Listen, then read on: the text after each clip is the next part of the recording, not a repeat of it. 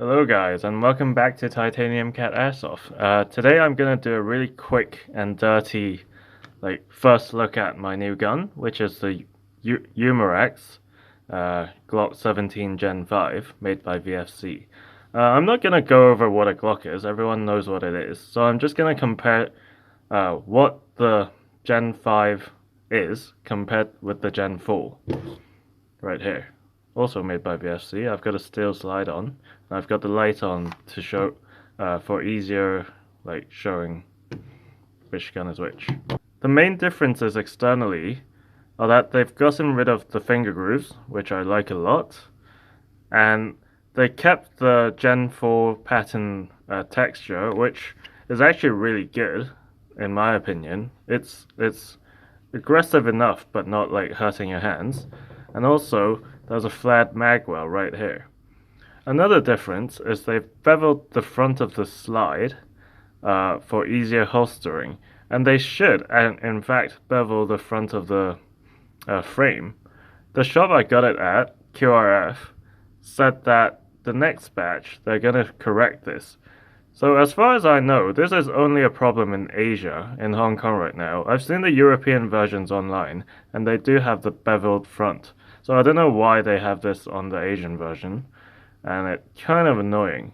But yeah, so if you can wait for the next batch.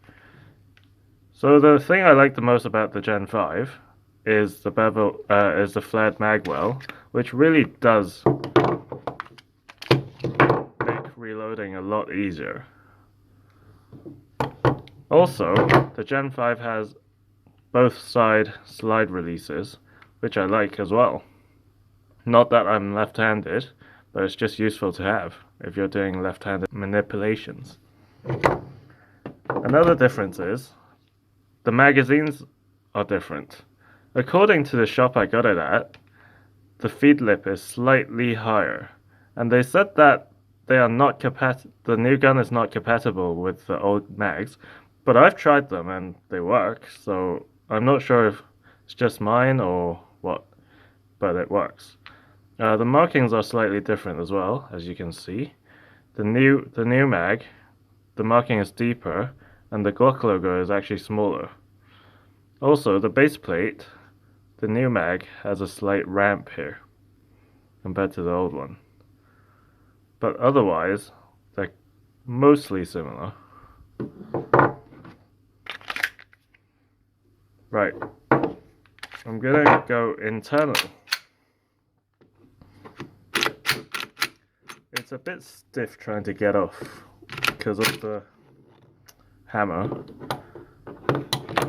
So I'm just gonna take the Gen 4 off as well to show you.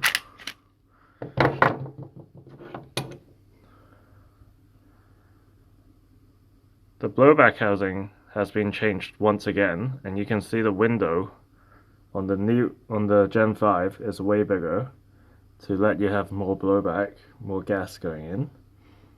The hop up, the unit doesn't have a wheel on it because they've used a new VFC system where you adjust the hop up by putting a hex key in the front, which is good, but slightly less realistic guide rod. I've also changed to a metal guide rod on my Gen 4 though. The stock one is plastic, but it's more convenient to have the adjustment in the front. Now to the lowers, the hammer is basically the same, the hammer unit, but the front is different again. This is the Gen 4, and it's more realistic with these tabs sticking out to the real thing, like they've always done, VFC, but for some reason the Gen 5, they changed it back, and also this part is different as well. Doesn't really do much though. Right. I've had this new gun for like 2 hours, maybe, and I've found a fatal flaw in it.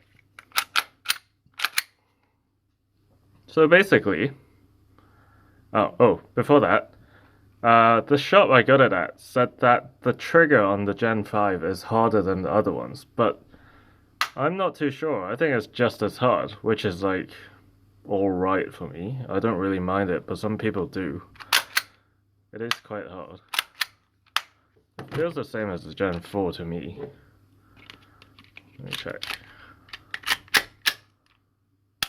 Maybe it is. Maybe it is a little bit harder, but not too much. Ooh. Okay. Right, now to the problem I found. So normally you put the mag in, you shoot, locks back, you change mag, shove a mag in, and then stuck. Why? Because the mag is allowed to go way further than it should. It should stop there, but if you just reload with any kind of authority, which I do, it gets stuck up there. And then it gets caught in the slide gets caught in the mag. Now, if you use the mag more, it's going to get looser and the slide should be able to kick it back out. But I'll show you why that's not a good thing, and I'll show you the problem, like why there is this problem. So take it apart. Comparing it to the Gen 4, you see that the Gen 4 has this part in the frame. Don't know if you can see that. But basically there's a plastic part that sticks out. And this is true to all the airsoft Glocks, including the Maru ones. There's a part that sticks out here. Whereas the Gen 5, for some reason, they got rid of it. And what this part does is if you see this ledge on the mag, it stops the mag from going in any further. So if I whack it in, it can't get up further. But if I do the same thing with the Gen 5, it should stop there, but see, it goes up further. So what happens is, if you whack it in, it gets caught on the slide, and that could potentially damage something. And if you're reloading and your slide doesn't go back forward, that's a problem, obviously. And even if you reload with the slide like not locked back, like this, if you whack it in, you're gonna damage the nozzle or something.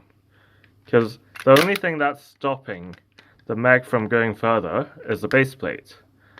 And if you don't even have a base plate, it's just gonna keep going until it gets stopped by the firing pin on the valve knocker, which is bad. Since VFC internals are pretty much pot metal, something is bound to break if you do this too much. So I think this is a really, really bad problem to have. I have no idea why VFC changed this. No idea.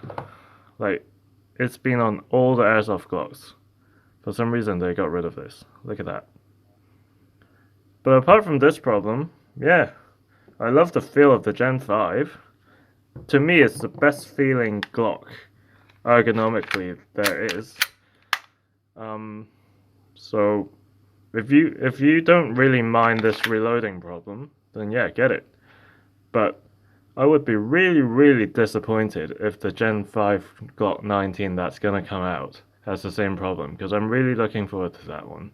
And that's my really quick first look at the VFC Cybergun Umarex Glock Gen 5. Thank you.